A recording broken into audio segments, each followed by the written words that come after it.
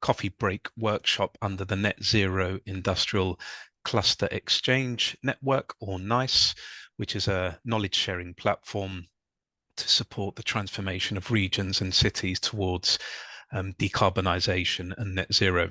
My name is Carlos Mendez, and I'm a co-director here at the EPRC at the University of Strathclyde. We're delighted to welcome you all, and especially to Professor Andrew Beer, who'll be sharing some of his insights based on a paper with his colleagues on leading change in communities experiencing economic transition. The presentation will last around 20 minutes or so, and it will be followed by a question and answer session. So at that stage, please just use the Zoom raise hand function or the chat function if you've got any questions, and we can go through them after the presentation. Just to let you know that the meeting is being recorded, which means that you or colleagues can view it at a later stage as well. The recording will be made available on the YouTube channel and the NICE website and shared with you specifically by email. Please feel free to use social media if you like to share any thoughts on the webinar. We do have a hashtag of NICE/NetCBW Coffee Break Workshop. So let me present our speaker today. Professor Andrew Beer is the Executive Dean of University of South Australia Business School. He was previously the Dean of Research and Innovation and has a PhD from the Australian National University. Andrew's research interests include Australia's housing market, the drivers of regional growth and structural change, and the impacts of an aging population. He's currently undertaking research projects on the outcomes of the closure of the Australian automotive industry, including this paper that he's presenting, cross-national analysis of the leadership of places, the quality and condition of Australia's housing market, and the use of services by the aging population. So let me give the floor to Professor Beer. If you could please share your presentation slides with us.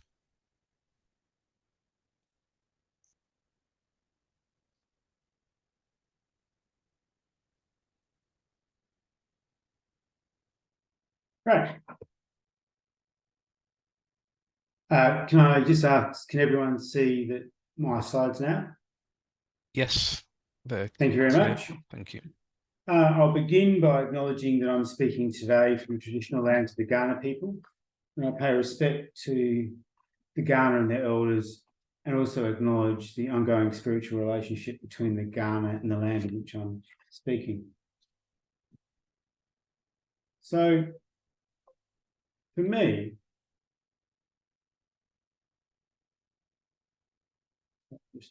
the paper that I'm talking to today really brings together a number of long-standing research interests. For some time now, I've been looking at the process of economic adjustment and the implications for how Australia functions as a nation, with some reference, of course, to other parts of the world, including the United Kingdom.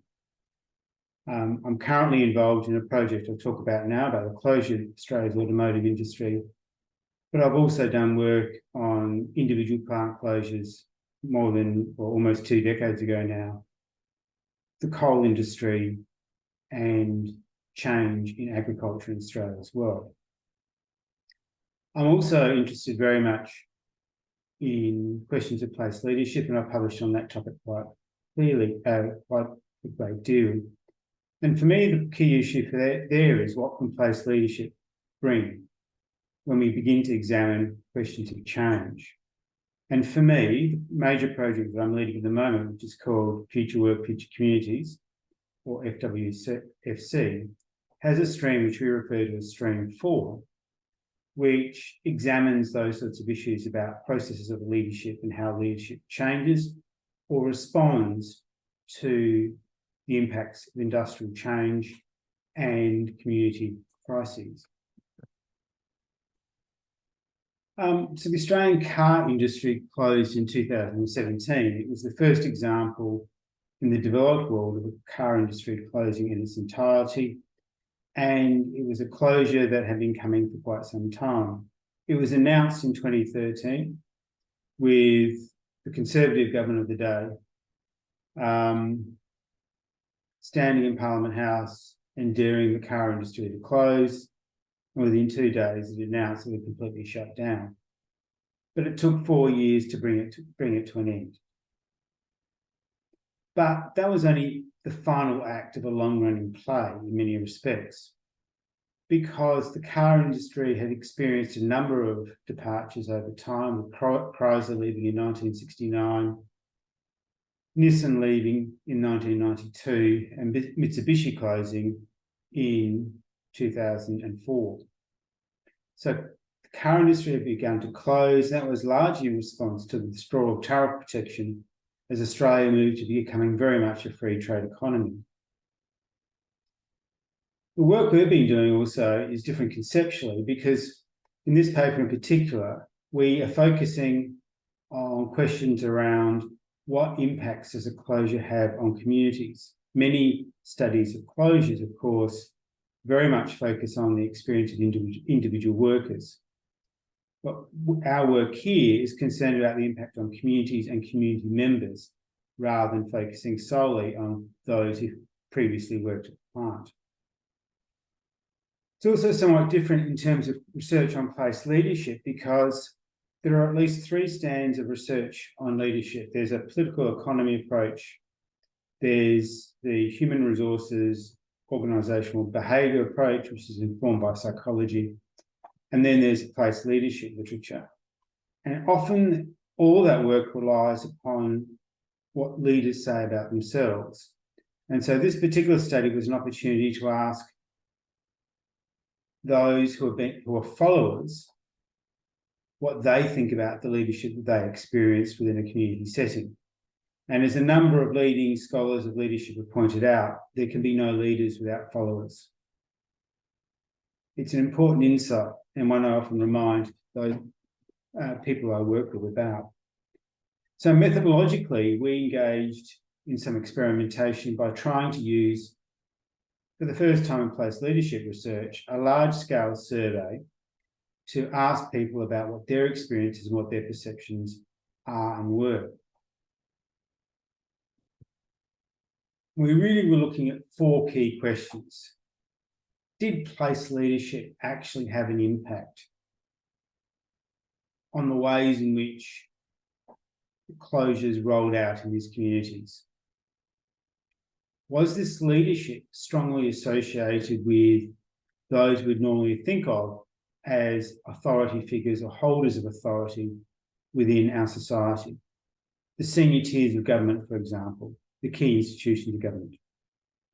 Which actions and policies have been most influential, and how are leaders perceived at both a very local scale within the communities themselves and also across the broader scale, the entire metropolitan area that these places sit within. Just by way of explanation, you'll see the image at the bottom of the text. So General Motors in Australia traded under the name Holden, and their badge was actually General Motors Holden. Holden was a carriage manufacturer that was bought out in the 1940s when General Motors entered the Australian market as a producer. So when we say Holden, we're really speaking General Motors. But of course, when the industry closed, there were 3 key players left, and that was Toyota, Ford, and General Motors. I also just want to reflect very briefly on place leadership. And I think the key points I'd like to make here can be summarised in these slides. So place leadership in the literature is something that is a property of groups, not of individuals. It's about people working together to achieve a common set of aims for the well-being of a place. There's always an agenda or strategy to be enacted, and which serves as a point of coalition and change-making around that strategy. These people bring physical and intangible assets that can be deployed by the leadership team. It may be their status within the local community, or maybe political connections outside of the region, or some other sets of assets. Place leaders are able to act independently.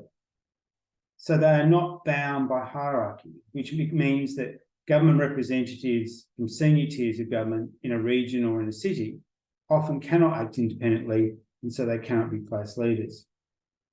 And leadership skills are essential to influencing others, because place leadership cannot direct people to do things, it can only persuade them to do things. If you think about your own workplace setting, often leadership finds expression by directing someone to do something. Place leaders cannot do that. A point I missed off, which I would think I would add on reflection, is that place leadership can be found in many different places, and that insight informs this paper in the sense that it's something that can be found in both the public and the private sector. It can be found in all genders, it can be found in minority groups, and it can be found in the community sector or the third sector organisations.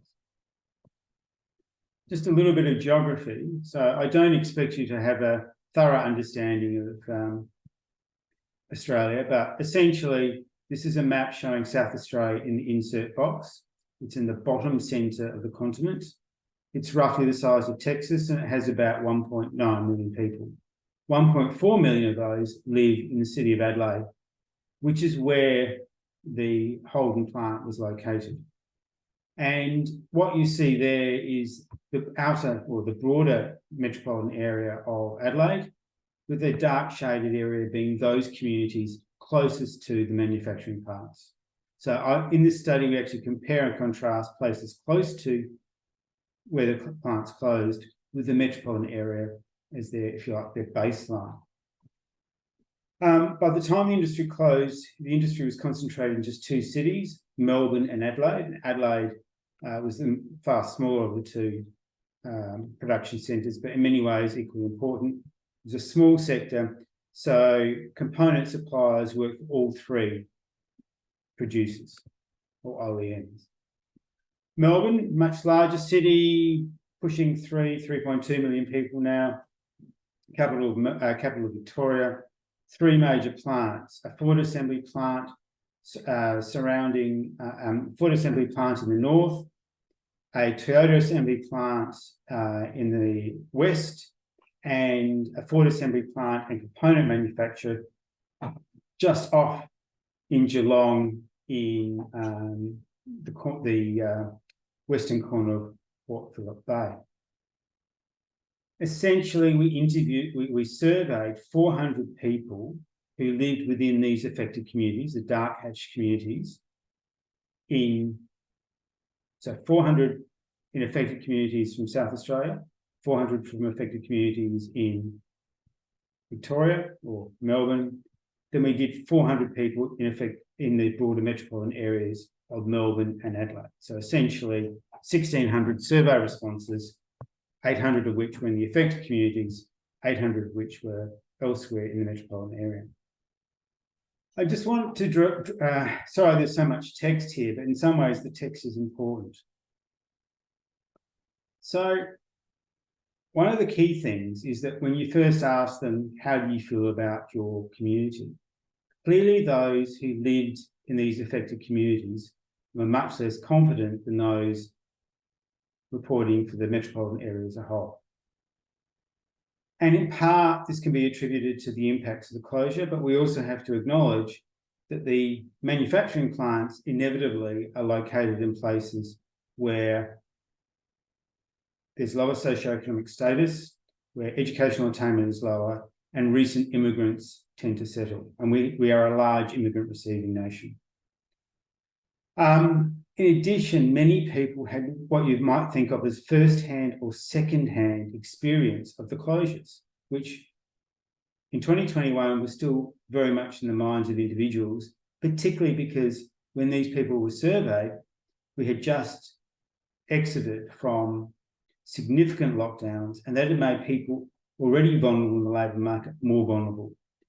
In Melbourne, they had 512 days of lockdown over a 2-year period. They led the world for the number of days of lockdown as a strategy for controlling COVID-19. So very significant impacts there. Direct labour market impacts were very widespread across Adelaide and Melbourne. But second order impacts, such as the closure of small businesses, tend to be much more localised. And in the broader community, for both Adelaide and Melbourne, very significant percentages of people either had a relative or knew someone who'd been made redundant as a consequence of the closure of the Australian car industry. For a relatively small industry, that was a very significant impact on the functioning of Australian society, and more importantly, the psyche of Australian society. Just going on in terms of the verbiage, essentially what this slide says, and you may do better to read it in due course, is that we find that there was a strong sense that people had suffered, and that this sense of suffering as a result of the automotive industry closure was much greater in the affected communities. This is what we'd expect, and this is where we would think one response to such significant change would be the enactment of leadership to provide people with a degree of future setting such that they felt they were confident in their future. And essentially, that's what we ask people about. So we asked them, first of all, to identify to think about who they would identify as local leaders who were important in helping them understand and make sense of and respond to this process of closure. Now, Australia has a very different system of government to the United Kingdom in the sense that you're a unitary government and we're a federation. We have all the resources concentrated in the federal government, which collects 85% of all revenues.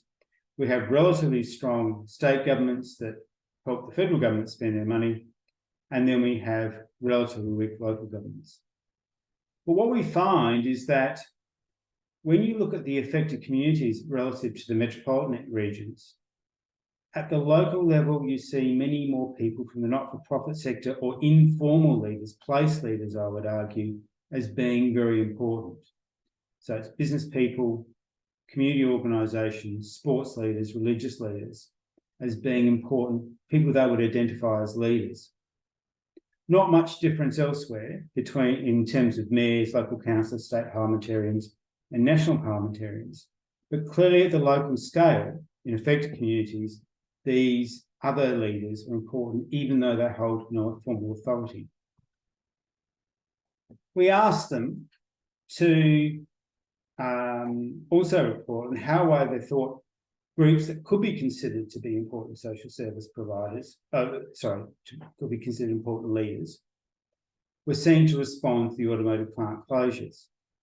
And I would encourage you perhaps to make it easier by just focusing on the purple, or what for me appears to be purple on the far right. Automotive companies were seen to be missing in action when it came to providing leadership in response to change. And private business generally was not necessarily seen to be doing very well at all. In fact, no one was given a very high rating. All got very significant scores for being poor in their response to the change. But interestingly enough, those that seem to do better, both in terms of reporting a good result or reporting lower than other respondent poor results, included those such as community leaders and social service providers and not-for-profit organisations, who, even though they held no authority, were in some respects seen to do as well as the national government and the state government, and were less criticised for their leadership efforts than many of the other important authority holders such as state government and the Australian government. And it's important to note that in responding to a crisis of this, or a challenge of this magnitude, the Australian government would normally take the lead. This sort of distinction around who's going to lead the process of mapping out the future followed a similar pattern. Once again, the Australian government and state governments fared relatively poorly, but we see that automotive companies also fared poorly, but private businesses were seen to be an important source of future leadership than they were in the previous slide. And I think that's a very important insight. Unions were heavily discounted as an important source of leadership into the future, but social service providers might possibly have a bigger role than one would anticipate, and also not-for-profit organisations might have a bigger role than one would anticipate as well.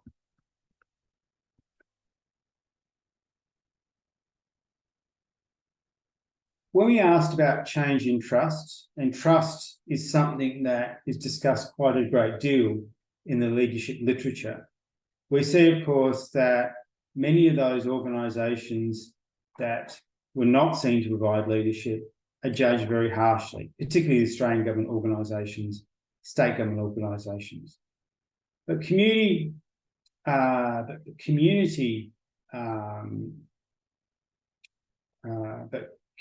leaders were judged in the affected regions quite positively, and unions were judged in the affected regions quite positively as well. Social service providers had a very even set of responses, and that reflected the general positive analysis that we can take from the data that was collected as part of the survey. Private businesses, some were seen quite strongly, but in the general population of respondents at the metropolitan scale, what we saw was a lesser assessment, which suggests that the lived experience of living in one of these affected communities has generated a very different set of insights into where leadership sits in a period of transition compared to the general perception of the population, who might know people who are affected but had not lived it themselves. So what conclusions can we come to?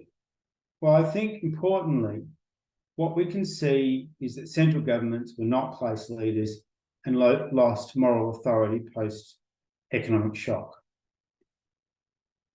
And when I say central governments, I'm referring to the federal government and state governments, because local governments have quite a small role in all of this.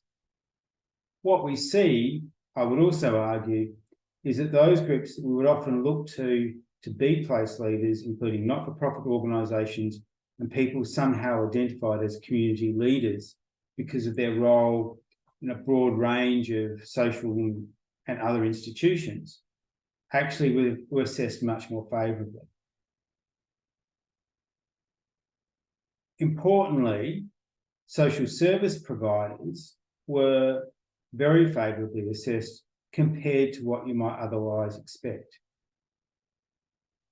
And because they have no power, they have no resources to actually shape the future of this place, or they have no mandate to lead a process of change. But importantly, they do have boots on the ground. If you were made redundant and you needed assistance, you'd go and see a social service organisation. If you were homeless for the night, it would be a social service organisation providing that assistance. It could be a church group, it could be a synagogue, it could be a mosque. Would reach out to you and help build community links in a way that government organisations would not. And to some extent, it's the actions and being engaged physically, which I would argue is assessed so positively by those who would think of as followers of leadership.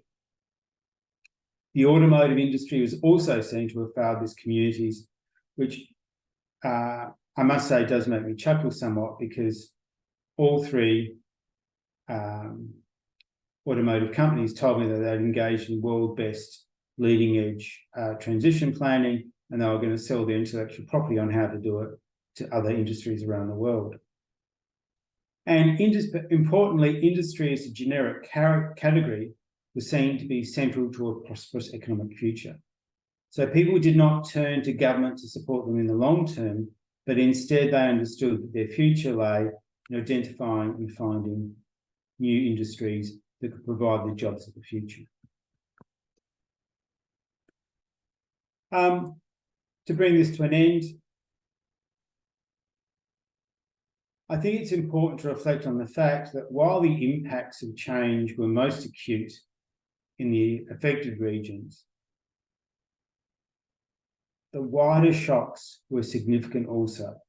We did not expect to find such a high percentage of respondents at the metropolitan scale knew someone who'd been made redundant through a personal connection. That speaks to a broader question about how you craft narratives of change for both the local audience, but also for a wider audience across the community, as they have to also grapple with things that look different to what they were in the past. Finally, I have to acknowledge that the responses that we identify here in this study may well not be indicative of other developed economies. Australia has a very distinctive industrial relations systems and a distinctive set of processes for dealing with large-scale redundancies. This has in some ways shaped the ways in which both communities and affected workers have responded to the closure of the car industry. And my final note would be that these insights, I think, do speak to the agenda of decarbonisation. One of the funders of this research includes the Australian Government's Industry Department, which for many years has attempted to do better in terms of dealing with the consequences of large-scale plant closure. They're looking at this work and our results as they begin to plan for the closure of Australia's coal-fired power plants and ultimately the closure of Australia's coal mining industry. As they plan for the future of the places that host these plants and these mines, they need to be thinking about how they embed a community dimension that empowers communities to feel a sense of control over their future. Thank you very much. Thank you, Andrew. That was an excellent presentation on a case of significant economic transformation, the implications for leadership and management of the change, and in particular, the views of the local citizens, residents, workers in the affected areas compared to surrounding areas. I'd like to make just one observation. You did highlight, of course, that the affected areas are more likely or are more deprived areas, which has implications, of course, for the comparison, and you'd expect them to have less trust in local, regional, national government, probably in that order. I think there's always a sort of blame shifting that occurs in terms of, and with often correctly, to different levels of government, from the local to the regional to the national. But the fact that they're more deprived, as you said, will obviously mean that there is less trust in the first place. So I guess my question is, was there an effort to kind of look to see if you could match the groups in both those locations, or can that be done in the future in terms of the income status of the respondents? Were there questions on income status, for instance, in order to I guess do a more refined comparison of those groups in both areas? And I guess the second question is, you haven't spoken much, and this was not the focus of the paper, about the sort of local politics dimension. Was this also a factor, just from your knowledge of the case study areas, in terms of, I guess, alignment between the local authorities and the state government, or even the national government? Is this a factor that has been prominent in, and that may also explain the distrust? So political allegiances within the communities, and whether that influences, I guess, the level of discontent and trust. So just those 2 points, and then we can open up for wider questions.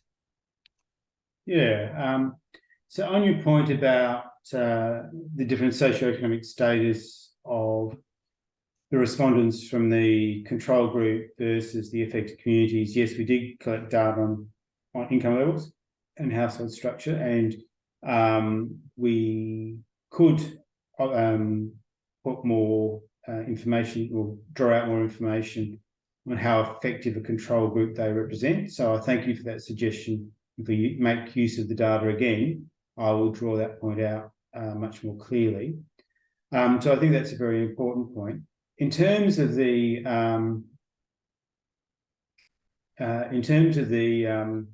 local politics, many years ago I was writing a book with a colleague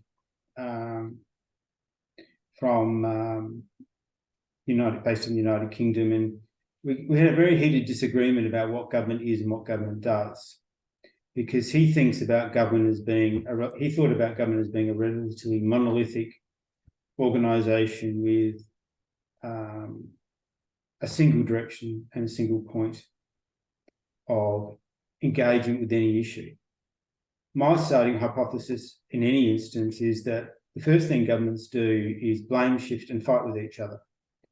And unfortunately, we have seen too much of that in Australia around many questions of public policy. So in the instance of the closure of the car industry, what you see is a complexity that you would not find, I suspect, in the United Kingdom and other unitary nations. So responses in South Australia vary from responses in Victoria, because two different state governments, two different jurisdictions with two different sets of laws and processes and leaderships. In South Australia, at the same time, you had federal governments that were trying to engage with the automotive industry. And in some places, they were effective in doing that. In other places, they were not doing that. And in South Australia, for example, there was General Motors Holden had embarrassed publicly the state premier when they announced their closure. And there was a great deal of animus between the state government and General Motors Holden until the very end, until just before the closure took place. General Motors Holden banned state government officials from coming onto their premises, banned them from talking to their staff, etc. At the same time, the three automotive manufacturers refused to collaborate with each other. They continued to compete even as they were exiting in the industry, which I suspect reflected a number of things, including history and ongoing global competition. None of which, of course, really helped these people. And even though in many instances, governments develop quite complex mechanisms and plans for helping to generate new industries for these localities, the politics of the circumstance made them less effective than they could otherwise have been. And at the same time, I suspect it was a matter of elites talking to elites rather than elites talking to communities, which goes back to my point about boots on the ground. It was the absence of a local presence. It was the absence of a service that people could turn up to and talk about the issues with that really, I think, shaped the way these people who should be followers of change reported there was no positive change and there was no leadership evident in their community. Yeah, thank you very much. And as you say, unfortunately, it's those groups that have the least power and resources to enact change. Can we open now for questions? Please raise a hand. And John Backler. Hi, Andrew. Good to see you. Apologise. Good to see you too, John. Trying to get rid of a cold. So I hope I'm clear enough. Really interesting presentation, Andrew, and it chimes with some work that Liliana might have told you about that we're doing with Michelin, looking at the closure of tyre plants in Europe and the implications. We can perhaps come back to that at another point. But what you said about the important factors of place leadership chime to a certain extent with some of the other work that we've done looking at the delivery of European funding in a European context, particularly the role of leadership and openness to external knowledge, the kind of network issues that you were alluding to. I've got two questions. One is about the data, and one is about the implications for governance. As far as the data is concerned, you had some those interesting bar charts showing the confidence that people had in the different actors that were involved, and then there are also the bar charts in relation to changes in trust, which didn't always seem to sort of square with what one might expect. But I wonder to what extent you were able to track the difference between what people expected and then what they perceived to have been the reality of what the different actors did. What I mean is that at a community level, people will be most familiar with what the community leaders are doing, the religious leaders, the sports clubs, the NGOs, and so on. And probably their expectations are pretty similar to what what they might expect those organizations to do. NGOs providing food banks or other forms of social support, for example.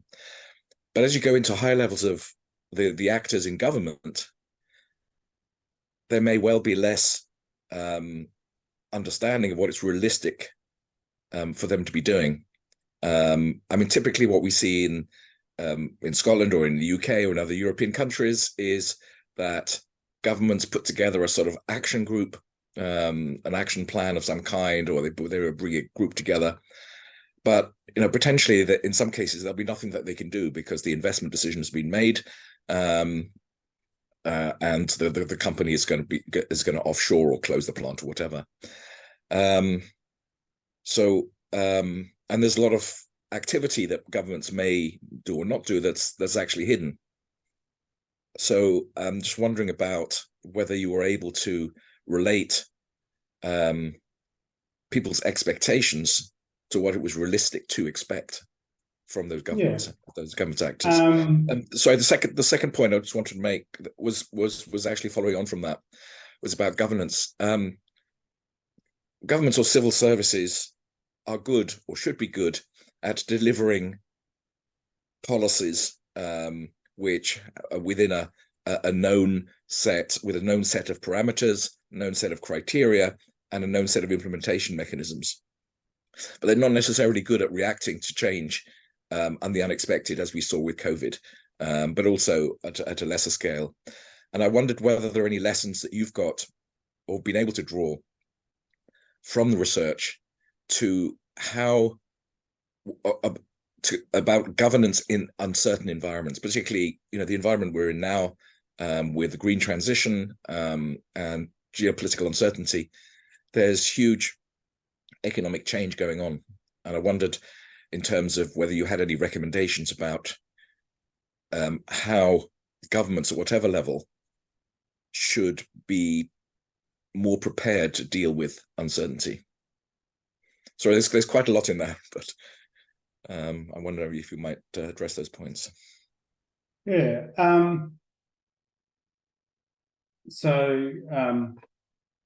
This is actually a very large study. Future Work, Future Communities is a very large study. We've just completed wave 4 of our longitudinal survey of affected workers. We started with almost 1,300 respondents. By wave 4, we've still got close on 800, if I remember correctly. And we're bringing that to an end. And in addition, we've undertaken qualitative interviews. As part of this component of the study, we picked up some additional qualitative material, and we've engaged with discrete choice experiments. We've asked them affected workers to trade off what would you rather have if you had to make a choice in terms of picking a job. What's very clear is that people have two expectations. One expectation was that governments would give them a job, that somehow there would be a transition out of the automotive industry into essentially an equivalent sort of a job in roughly the same location. that was a worker-specific expectation. And we've produced a number of papers where we've talked about how surprise workers were to find that the labour market's changed, and what they did to get a job when they were a 16-year-old doesn't necessarily work now they're 42. The other expectation that they have is that there would be a strategy evident to them on a daily basis about achieving growth in the community in which they live. And this came out of, to a certain extent, the quantitative data I presented in this presentation is embedded in the paper, but also comes out of a lot of the qualitative material where people talk about, well, I wasn't aware of any plans, I'm not aware of these plans. But there were these things evident. And for example, in Northern Adelaide, there was an organisation called Northern Futures. They had very, very, very well developed planning arrangements in place to see the northern parts of Adelaide transition to other industries, particularly in providing labour to support persons with a disability as part of the National Disability Insurance Scheme, but also transition towards defence manufacturing as Australia geared up to build another round of submarines and engage in other defence expenditure, which is concentrated in Adelaide, essentially as a pump priming exercise. My sense, though, is that while they might have done the work in the background, where was the work done to either communicate what was happening after the closure had taken place and to manage expectations within the community in the lead up to the closures? That would be my argument. By hiding their intervention in the local community and the local economy, by hiding their intervention, they allow these expectations to go unmoderated, and those expectations, you could argue, would never be realistic. But what people heard when politicians came to make announcements at the plants as they were closing is the Premier or the Prime Minister came here, they said they'll fix this problem. How the hell did I end up unemployed? How did it end up that the people next door can no longer afford to eat? And so I think that's the part of the leadership dimension that was absent in terms of managing this process of change. And I think there are direct parallels to change in the coal industry in Australia over the coming years. On governance, I think you talked about the inflexibility of government or governance and the ways in which government organisations are very good at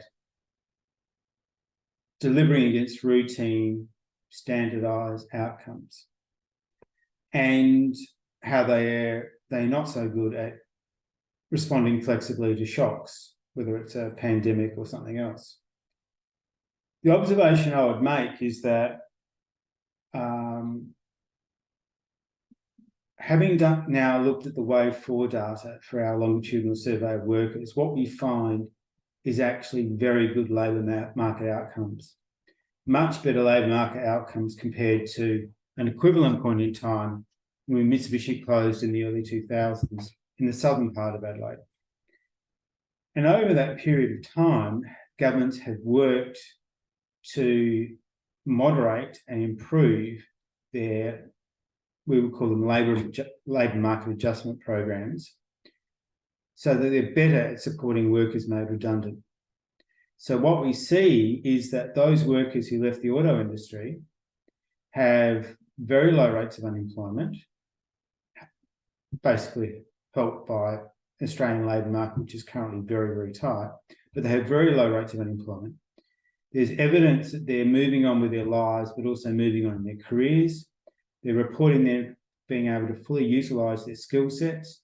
They're reporting that they're able to make internal promotions within the firms they now work with. They're reporting high levels of job satisfaction, in many instances higher than levels of satisfaction they enjoyed when they were working in the auto industry. These are good outcomes. But I think from a governance perspective, what it tells you is by continually reviewing their performance and reviewing what they seek to achieve, their ambitions or their goals, these government agencies, without major additional resources, have actually transformed the outcomes in this instance.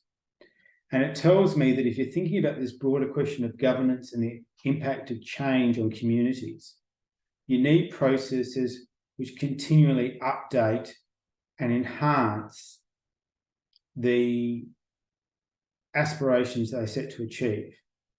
And I feel that to a certain extent, what we report here in this presentation is a consequence of a sort of a set and forget mentality.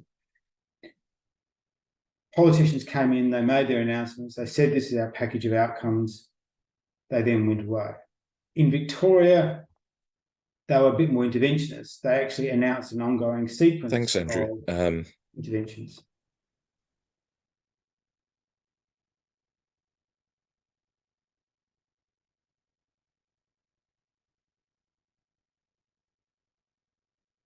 Sorry, I was muted. I was trying to talk there. Do we have more questions? I would ask a question. Please go ahead. I was just wondering, in terms of two things actually. So from one of the graphs that you showed in terms of how well organizations were seen to respond to the plant closure, I did notice, of course, because of our work, how private businesses or the automotive companies themselves were perceived, which is not having done very well. If I'm mistaken, please let me know. But I was wondering, from the experience that you have on the cases, what kind of corporate responsibility, or if they should have had some corporate responsibility in that sense, so what kind of actions they were seen as taking, or lack thereof, I would say.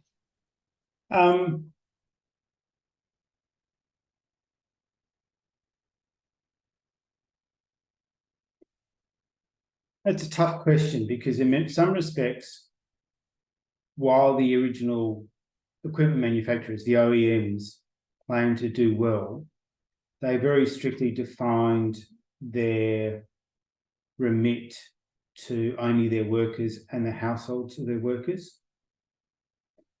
And I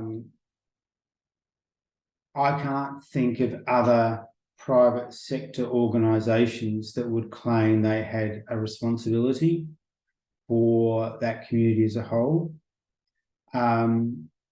While the north of Adelaide is a very industrial area, it also is dominated by branch plants. So many of the types of individuals who are business leaders in other research on place-based leadership, they're able to act independently because they own their own business. They have the ability to make decisions about their business and about the future of the community in which they live. But many of the businesses that operate in the north of Adelaide are actually not independent businesses. They're a subsidiary of another business. So they would accept no responsibility, and they probably have very little capacity to act. Thank you. Could I just ask a specific question about the data that underpinned the bar charts? Yeah. Did you give the respondents just a checklist of types of organisations, or did the respondents name specific organisations that you subsequently classified into these categories? So we used a caddy survey, and we asked them to do two things. First of all, to give us a list of those organisations they felt they provided leadership or should provide leadership. And as expected, the response to that was quite poor. So in the same survey, we also then asked them to rank a whole series of organisations that we thought might be leaders based on our previous reading of the literature on a Likert scale, 1 to 7. But these were kind of generic type organizations rather than specific organizations in the localities. That's right. So the Australian Federation runs deep. So a social service provider that works in the north of Adelaide will not necessarily work in Victoria. So we wanted to get to the generic, the generic type, the class of potential leader, not necessarily the specifics. Okay, thanks. Of an individual firm or an individual social service provider. Okay, thank you. Okay. Can I ask a question? I mean, one of the themes that has come out both from your presentation and your responses is the absence of direct engagement with citizens in terms of managing their expectations. Australia has been piloting deeper forms of citizen engagement, democratic innovations, citizens' juries, participatory budgeting as well for a good 10 years. Are you familiar with any such exercises, initiatives being done in these communities to form a more a deeper connection with citizens, to explore their views through actual real deliberation in groups and talking about the issues? Or has that been absent, which you seem to have suggested? Look, I'm not aware of any deep citizen engagement with either individuals at the community scale or even key groups. And in fact, when we spoke to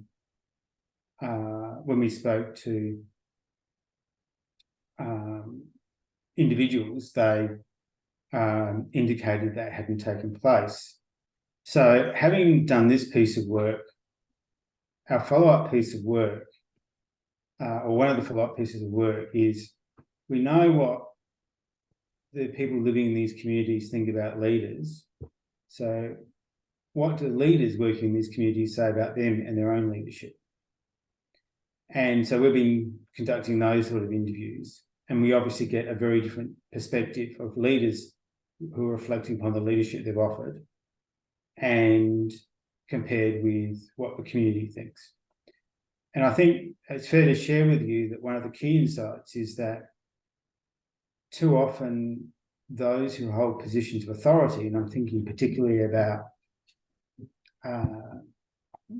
elected officials, parliamentarians, feel that they're very constrained by their own political careers and their own political processes to effectively discuss these issues with their communities, to manage and shape expectations, etc. Okay, thank you. Do we have any more questions?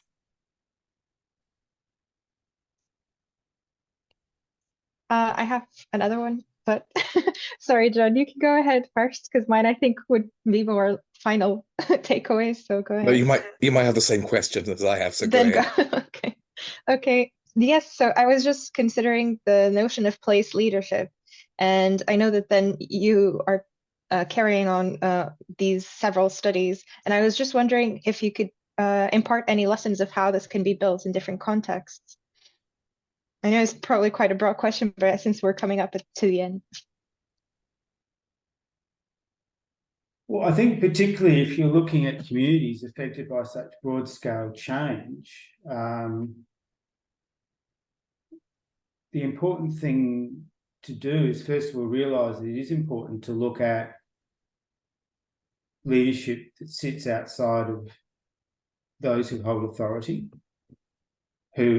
it's the people who actually can act to influence opinion, and that's often found in social and community networks rather than business. And I think it's also important to